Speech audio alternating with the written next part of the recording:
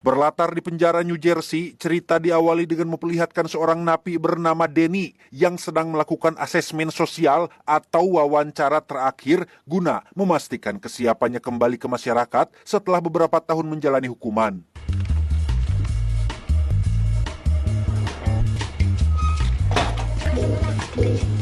Empat tahun mendekam di penjara akibat kasus perampokan kelas berat, Denny seperti tidak ada kapok-kapoknya. Bahkan belum juga 24 jam keluar dari penjara, ia justru malah pergi menemui rekan sesama perampok bernama Frank untuk meminta sedikit bantuan darinya. You have a plan already? Are you kidding? I just became a citizen again. Selanjutnya Denny pergi menemui rekan perampok lain bernama Ryan yang mungkin bisa dibilang paling lama bersamanya. Denny yang memang doyan maling sejak masih bocil pun membujuk Ryan kembali melakukan perampokan dengan bagi hasil yang sangat menjanjikan. Not exactly. A lot of security, but the take. What's the target? 8 figures each. What's the target? Tidak main-main, target mereka kali ini adalah merampok 3 kasino terbesar di Las Vegas sekaligus menggunakan skema berangkas yang sebelumnya Frank curi. 3 kasino tadi menyimpan semua uangnya di dalam satu berangkas super canggih yang mustahil rasanya untuk dibobol. You said 3 casinos? These feed into the cages at the Mirage, the MGM Grand, but every dime ends up there. Harus ada setidaknya selusin orang paling berbakat di bidang tipu menipu dan samar menyamar. Ryan menjelaskan jika mereka membutuhkan pengalih perhatian, informan, orang dalam, peretas, teknisi palsu, dan tetek bengek lain untuk menjalankan rencana ini. Hey. Sorry. You guys done up here? Appreciate it. Masalahnya sekarang adalah, meski Denny dan Ryan sudah mengumpulkan orang-orang berbakat tersebut, tetap saja mereka butuh modal yang tidak main-main untuk membeli berbagai keperluan nanti, dan beruntung Denny sudah punya solusinya. It was good, I liked it. Team beat things for us. You're out of your goddamn mind. Dia bernama Ruben, seorang teman lama sekaligus pemilik kasino kecil-kecilan yang akan Denny mintai bantuan. Mendengar Denny kepo tentang sistem keamanan yang biasa pemilik kasino pakai, Ruben jadi penasaran dengan kasino mana sih yang mau ente-ente rampok. The Bellagio, the Mirage, and the MGM Grand. Ya, ketiga kasino yang disebutkan ternyata adalah milik pengusaha paling kaya di Las Vegas bernama Terry Benedict. Kebetulan Ruben punya dendam pribadi gara-gara Terry menggusur salah satu kasinonya, sehingga tanpa pikir panjang, ia pun langsung setuju untuk ikut bergabung. That's exactly what it is, pure ego. Sorry we bothered.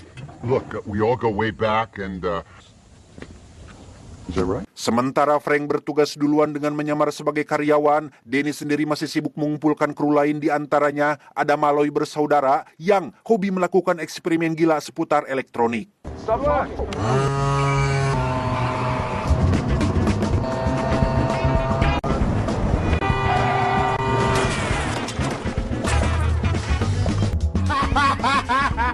Tak hanya orang-orang yang disebutkan di atas, Denny juga merekrut seorang ahli komputer bernama Dell yang sekarang bekerja sebagai mata-mata FBI. Denny kemudian menyuruh Ryan merekrut ahli perakit bom sekaligus perampok kawakan bernama Basser yang saat ini kebetulan sedang melakukan aksinya.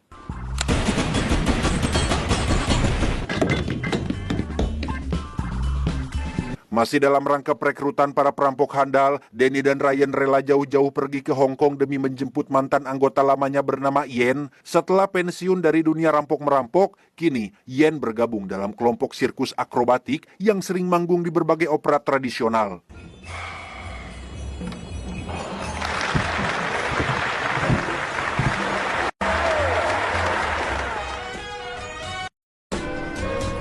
Beliau bernama Saul, seorang penipu ulung paling kakap yang doyan main segala jenis perjudian. Sebagai rekan lama, tak sulit bagi Ryan mengajak Saul kembali melakukan aksi perampokan, apalagi setelah mengetahui keuntungan yang bisa didapat, Saul pun langsung setuju untuk join.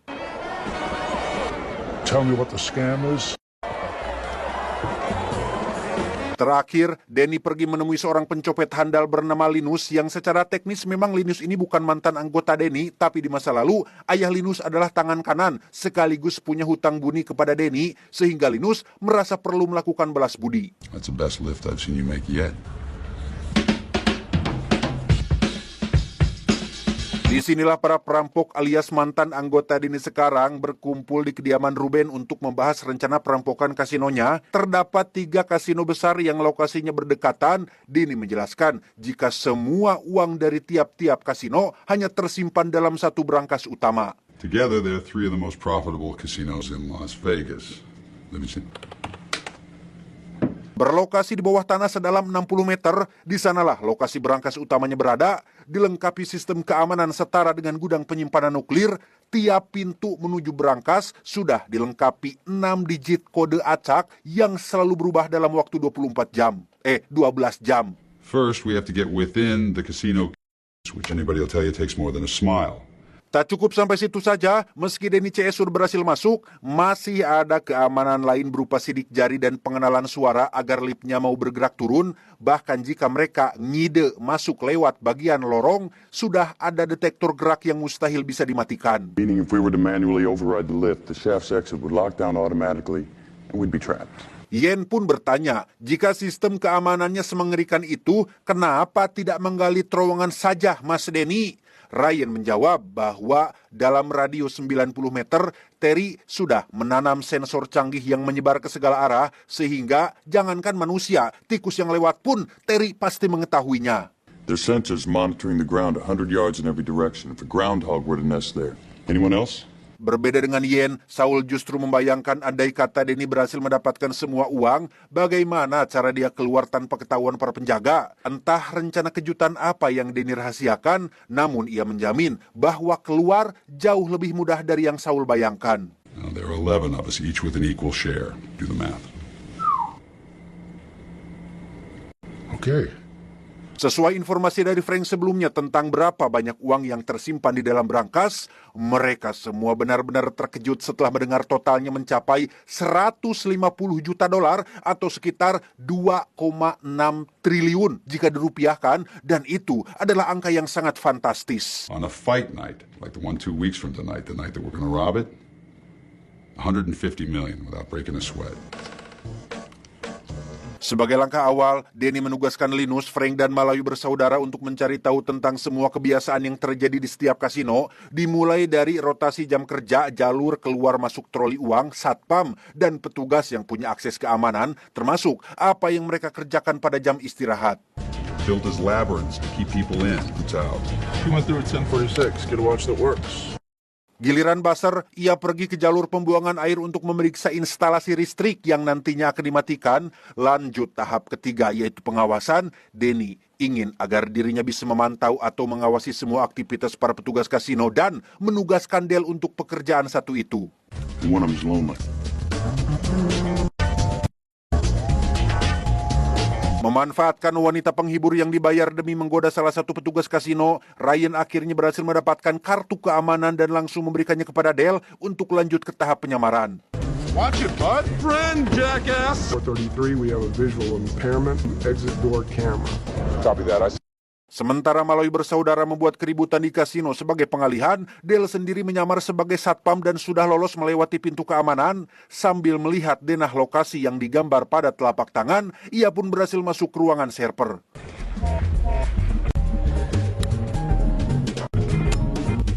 And we're up and running. Very soothing.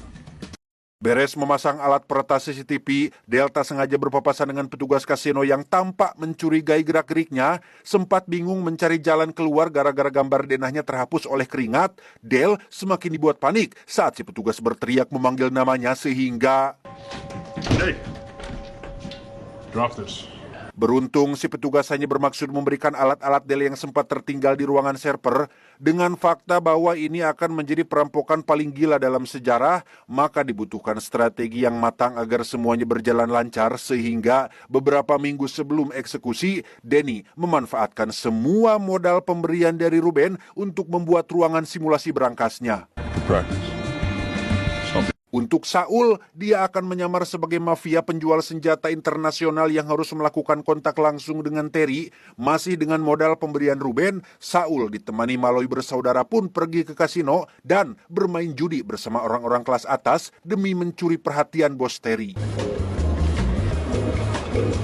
Dan inilah Terry Benedict, seorang bisnismen paling kaya di Las Vegas sekaligus owner dari 3 kasino terbesar yang akan Denny CS rampok, rutin mengunjungi kasino utama setiap jam 2 siang sampai setengah 8 malam. Terry tidak pernah absen menyapa para penjudi kaya raya demi menjaga citra baik kasinonya.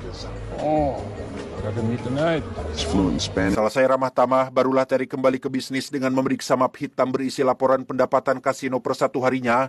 Di dalam map hitam itu jugalah 6 digit kode acak pembuka pintu berangkasnya disimpan dan akan selalu dilaporkan 2 menit setelah kodenya diganti. Like I said, a machine. Sebagai orang yang ditugaskan mengawasi Terry, Linus juga menambahkan jika Terry tidaklah sebaik dan seramah kelihatannya, orang terakhir yang punya urusan dengan Terry harus berakhir 10 tahun di penjara, bahkan keluarga termasuk semua kerabat dekat si korban, hidupnya dibuat menderita oleh si mamang Terry ini. You guys really can't pick him. This guy is as smart as he is ruthless. Sebelum meninggalkan kasino, Terry juga rutin menemui pacarnya yang ternyata adalah istri sah dari Denny bernama Tess. Curiga jika ada faktor internal dalam misi perampokan ini, Ryan pun buru-buru pulang menemui Denny demi memastikan kecurigaannya. Tess. Terry Benedict. Disinilah Denny akhirnya jujur bahwa memang benar dia punya dendam internal karena Terry sudah merebut Tess, istrinya sendiri, ketika sedang di dalam penjara. Namun andai kata terjadi hal mendesak yang membuat Denny gagal mendapatkan keduanya, yaitu uang dan Tess istrinya, maka Denny tetap memilih Ryan CS sebagai keluarganya. How'd she look? You look good. Thanks. Kembali pada Saul yang menyamar sebagai penjudi kaya raya, ia akhirnya berhasil membuat Terry menoleh setelah melihat Saul menang berturut-turut. Penasaran dengan sosok Saul yang dianggap wajah baru di kasinonya, Terry pun menyuruh ajudan untuk memanggilnya. For him. Saul pun to the point jika dirinya adalah pedagang senjata internasional yang kebetulan sedang ada bisnis di Las Vegas. Mendengar kasino Terry punya berangkas paling canggih, Saul bermaksud ingin menggunakan jasa Terry untuk menyimpan berlian berharga miliknya yang akan dikirim ke sini beberapa hari lagi. I'll put her in the house safe for you. Di waktu yang bersamaan, Denny diam-diam datang ke kasino untuk sekedar mengetahui kabar Tess yang sudah tidak menganggapnya sebagai suami, di mana pertemuan mereka akhirnya tertangkap basah oleh Terry yang baru selesai menemui si Saul. What are you doing?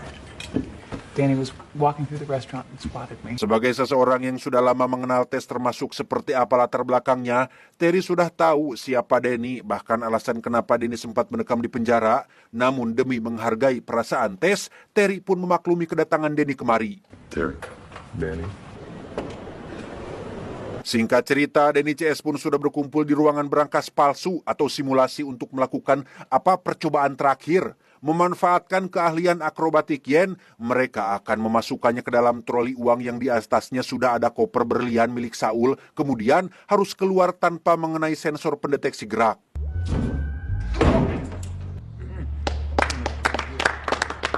Tak lama mereka kedatangan Basar, si ahli peledak yang memberitahu kabar buruk bahwa jalur instalasi listrik kasino yang akan diledakkan baru saja diperiksa oleh petugas PLN yang memang rutin seminggu sekali melakukannya pemeriksaannya, termasuk menutup celah kerusakan yang akan Basar gunakan. Problem is now they know their weakness and they're sorting it out. They're fixing it. Disinilah Basar baru ingat tentang sebuah mesin bernama mesin Z yang bisa menciptakan efek kejut listrik sangat besar, hampir setara ledakan nuklir tapi tidak menghancurkan benda apapun. Mesin ini tidak diproduksi secara massal dan harus mencurinya dari universitas di wilayah California, tempat para profesor membuatnya.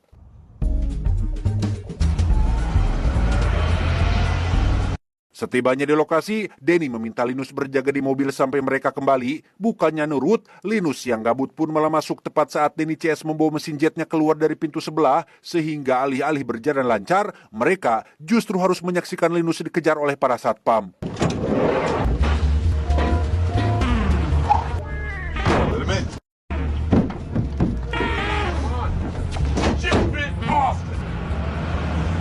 Singkat cerita, malam eksekusi pun tiba. Berkat skill ngawadul Saul yang di atas rata-rata, Terry pun akhirnya bersedia menyimpan berliannya di dalam berangkas utama. Setelah memeriksa dan memastikan isi kopernya, Terry kemudian pamit duluan karena masih ada urusan dan meminta si asisten untuk mengawalnya.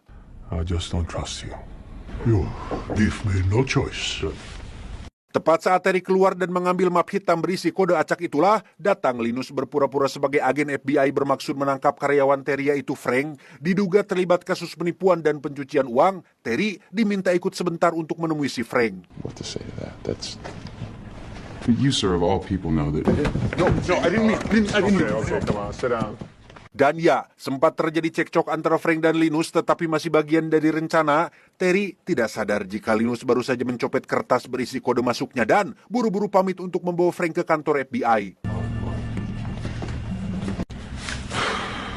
You know your way back? I do. Good.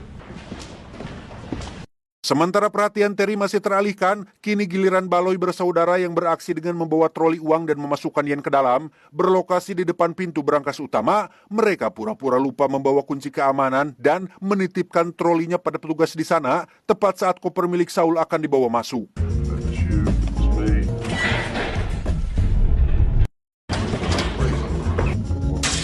Entah apa yang ada di dalam otak si Denny, ia malah kembali menemui Tess dengan alasan ingin mengucapkan salam perpisahan tanpa sadar jika Terry sudah menugaskan semua penjaga untuk menangkap Denny apabila ketahuan datang lagi menemui Tess sehingga... Mr. Ocean. I thought he might. Mr. Benedict would like to see you.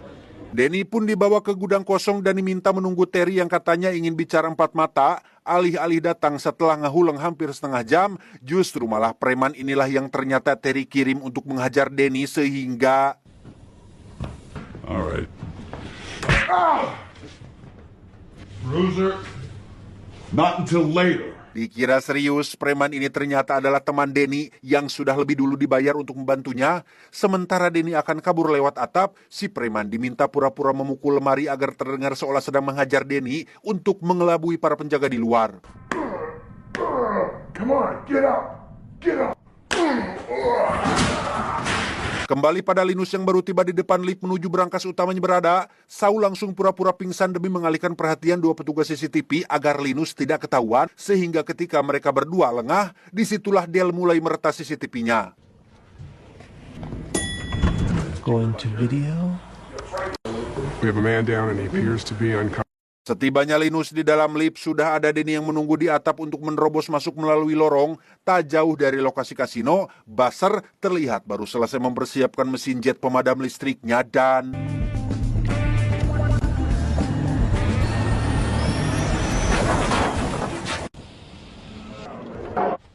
Setelah pendeteksi gerak di dalam lorong lift mati, Denny dan Linus pun dengan cepat turun karena mereka hanya punya waktu 30 detik sampai listrik kembali menyala sehingga...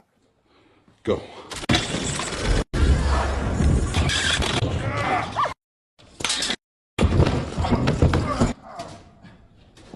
Tersisa satu pintu yang dijaga ketat oleh dua petugas tinggi besar. Denny langsung melumpuhkan mereka berdua menggunakan sebuah bom asap, disusul dengan Linus yang memasukkan kode acaknya.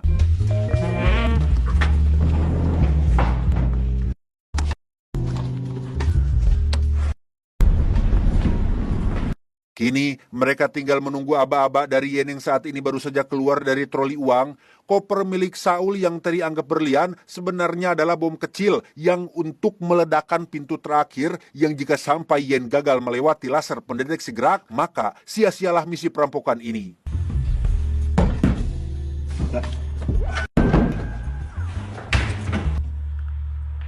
Sambil bertengger di atas pintu berlapis baja, Yen pun mulai menempelkan satu persatu peledak dengan Denny yang memegang remote pemicunya dari luar. Dirasa semua persiapan sudah selesai, Denny pun langsung meledakkan pintu bajanya.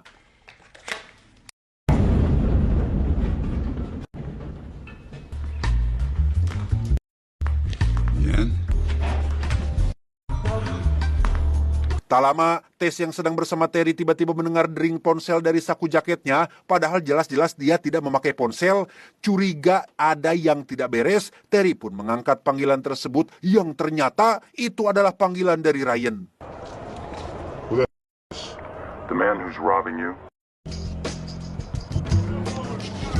Entah apa rencana Ryan CS sebenarnya, ia dengan belak-belakan jujur bahwa saat ini kasino milik Terry sedang dirampok. Sempat menganggap Ryan salah sambung, Terry tampaknya harus gigit jari saat melihat ruangan berangkas dari CCTV sedang digasak oleh para perampok bertopeng.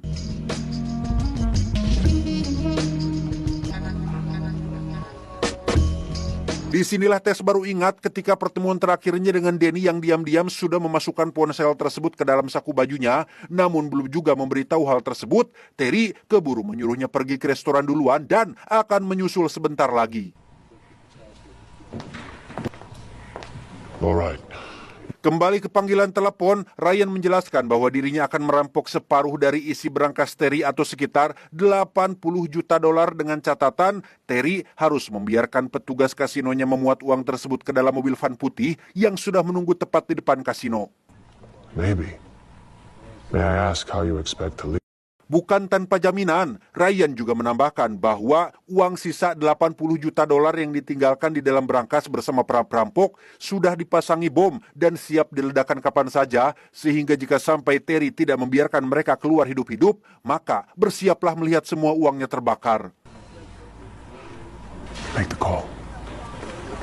Dengan cepat Terry menyuruh si asisten memanggil polisi agar segera mengirimkan tim taktis tanpa Ryan menyadarinya. Sementara polisi masih dalam perjalanan, Terry mau tidak mau harus menuruti semua permintaan Ryan dan menyuruh para petugas kasino untuk mengantarkan uangnya keluar. If anyone so much as approaches the driver's door, a white unmarked van is going to pull up in your valet station. Setelah mobil van kiriman Ryan pergi membawa separuh uangnya, barulah tim taktis datang bermaksud menciduk para perampok yang masih ada di dalam. Memanfaatkan kacamata night vision untuk mempercepat penangkapan, Kapten meminta Terry mematikan listrik sebentar dan... Do it. Down, unconscious. Ya, tepat saat listrik kembali menyala, Terry mendapati sisa uangnya sudah hangus gara-gara tim taktis tak sengaja menembak pemicu yang perampok pegang. Muak, Terry pun langsung mengerahkan semua tim terbaiknya untuk mengejar mobil van putih tadi.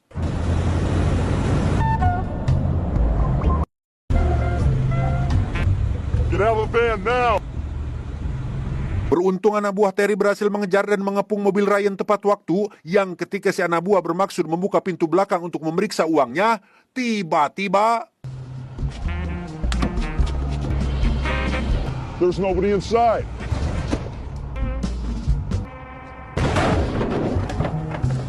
Entah kemana semua uang milik Terry, namun si anak buah hanya mendapati ratusan kertas bodong berisi gambar model dewasa di dalamnya. Begitu juga Terry yang saat ini sedang memeriksa ruang berangkas dan menemukan hal serupa. Lantas, di mana semua uang aslinya sekarang? Cue up the tape to the robbery. Faktanya, aksi perampokan yang Terry lihat dari CCTV tidaklah benar-benar terjadi di ruang berangkas, melainkan itu adalah ruangan simulasi milik Danny dengan semua tim yang sebelumnya sudah melakukan simulasi perampokan, dan Dale memasukkan rekaman palsu pada CCTV milik kasino.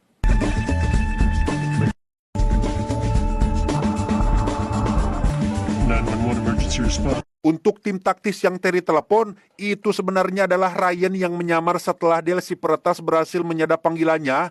Teman-teman Ryan termasuk uang $180 juta sebenarnya masih utuh berada di dalam berangkas tanpa Terry menyadari hal tersebut. Ketika si petugas palsu alias Ryan meminta Terry mematikan listrik, disitulah Ryan CS sebenarnya baru mengemasi semua uang, kemudian kabur menggunakan mobil petugas keamanan.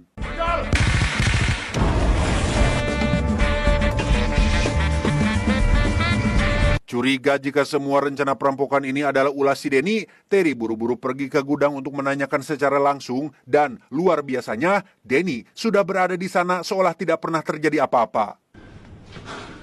Pick him up.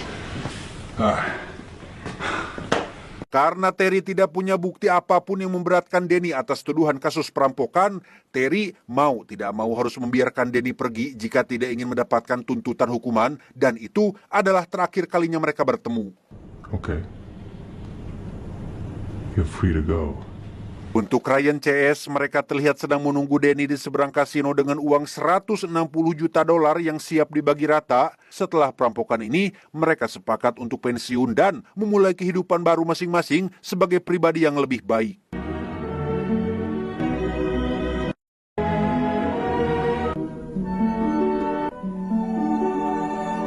Tamat